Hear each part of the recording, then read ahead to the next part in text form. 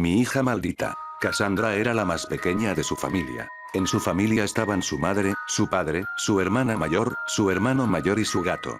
Un día ella salió al jardín y se encontró a su gato con una muñeca de porcelana. A ella le daban miedo ese tipo de muñecas, así que la rompió. Lo que ella no sabía era que esa muñeca era de su vecino y su gato se la había llevado de la casa de su vecino, Juan. Su vecino vio que rompió la muñeca y fue a decirle al padre de la niña, Manuel. El padre de la niña le pagó lo que costaba la muñeca y Cassandra fue castigada. Su castigo fue no salir de su habitación durante una semana, solo podía salir a la cocina y al baño.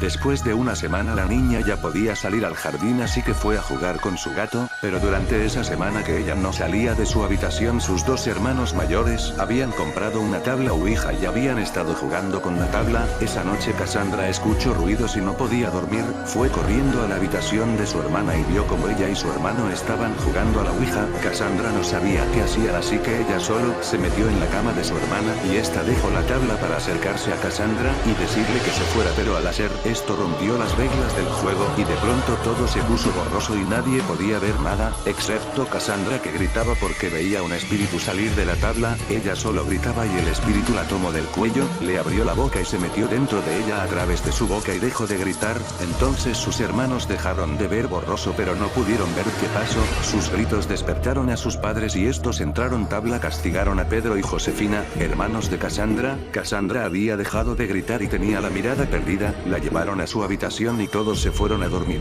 O casi todos. La mañana siguiente, cuando Mayrin, la madre de Cassandra, fue a la cocina, vio como en la licuadora estaban los restos del gato. Parecía como si alguien hubiese metido al gato en la licuadora y la hubiesen encendido.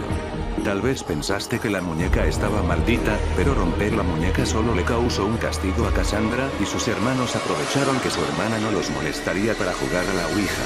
Después de que Mayrin le dijo a su familia lo que había en la licuadora, vieron a Cassandra y tenía la mirada perdida y no decía una sola palabra. Su familia pensaba que no decía nada por la noticia de su gato, ya que ella quería mucho a su gato.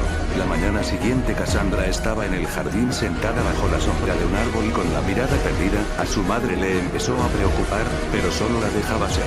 Esa noche en la habitación de Pedro se escuchó un fuerte grito y cuando sus padres van a ver qué sucede, vieron cómo estaba el cuerpo de Pedro clavado en la pared, sin brazos, sin piernas y sin cabeza, con una nota que decía: abrir el horno.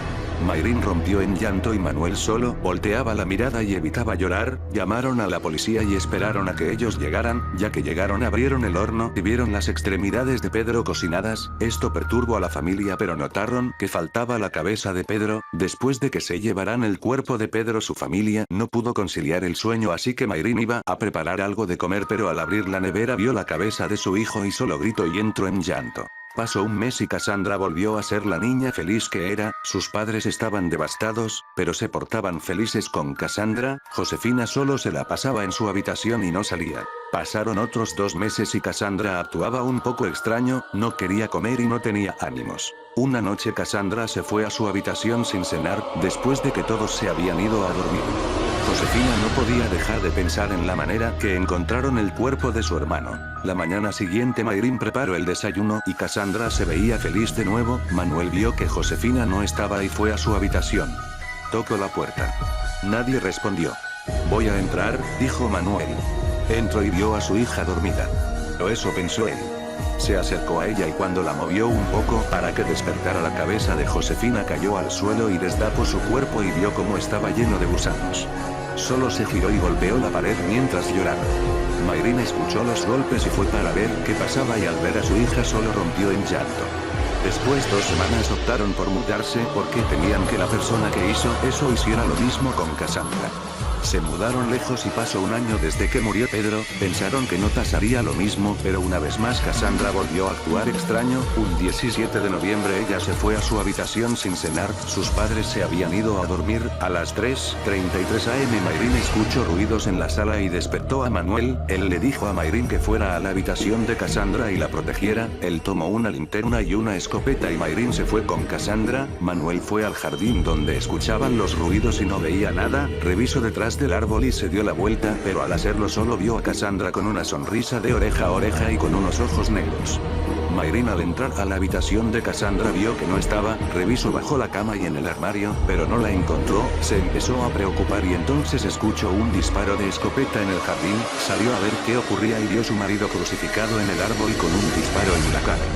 Mayrin rompió en llanto y no dejaba de gritar. Entonces vio a Cassandra arriba del árbol y le gritó: Cassandra, salta a mis brazos que tenemos que irnos. Mayrin extendió los brazos y Cassandra saltó, pero encima del cuerpo de su padre, golpeó la cabeza de su padre arrancándosela, y miró a Mayrin con una sonrisa de oreja a oreja y con unos ojos negros. Mayrin solo se quedó muda y aterrada, tanto que no se podía mover. Cassandra empezó a morder desde el cuello a su padre y se fue comiendo a su padre desde adentro hasta que salió por el abdomen de su padre llena de sangre, miró a Mayrin diciendo: Mamá. Mayrin no podía creer lo que había visto, así que solo cae de rodillas y abraza a Cassandra, pero ya no era Cassandra. Mayrin lloraba mientras abrazaba a Cassandra y vio como Cassandra se estaba comiendo su piel, solo la seguía abrazando y vio como su hija le atravesaba el cuello con sus manos, entonces le arrancó la cabeza y se comió su piel. Al día siguiente se encontraron los restos de Manuel y el cuerpo de Mayrin sin piel, pero no estaba su cabeza. Desde entonces nadie sabe nada de Cassandra. Fin.